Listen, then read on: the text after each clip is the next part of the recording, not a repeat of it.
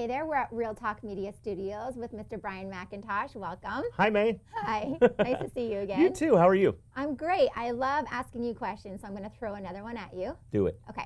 So my question to you is, what is your pricing strategy with a new listing? Great question. Oh, yes, everybody wants to know this. Yes. Okay. Especially in a market like, when there's low inventory and there's a lot of competition, right? I think sometimes you have some agents that try to lead the market a little bit, right? They try to be a little more aggressive. Or sometimes clients, want you to lead the market, right? They're like, oh, it's a feeding rail. We want you to lead. No.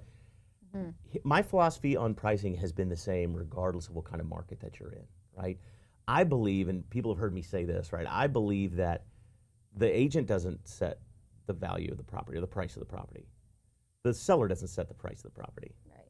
The market sets the price of the property. The market right? dictates everything. The market dictates it. Yes. When a client asks me, so Brian, what's my property worth? Well, the answer is what somebody's willing to pay for it. That's ultimately the answer, right? Correct. So I'm a believer that you can price a property to sit or you can price a property to sell. Regardless of which way you go, the sales price at the end of the day, what the property sells for, is going to be what somebody's willing to pay for it. So if you price a property too high, it sits for a long time until finally negotiations get it back down to where the actual market value is. Where it should be at. Whereas if you price it maybe a little bit low, sometimes you get a whole lot of activity, get a little bit of competition, that pushes the price up to where the price actually is, or should be, based on the market, right? I like how. So my philosophy is, hey, let's take a look at the real market value of the property. Let's look at our comps. Let's look at, what's going on in the marketplace around your upgrades or not, and I'll take all those factors into consideration. Come up with an actual market value and price it there.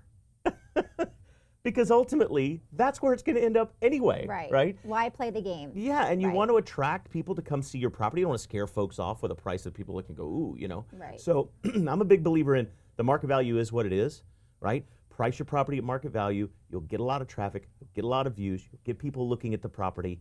You'll get the right buyer, and you'll get the right offer. And it should be just that simple. There you have it. That was a great, great answer. I appreciate it. And that was Mr. Brian McIntosh.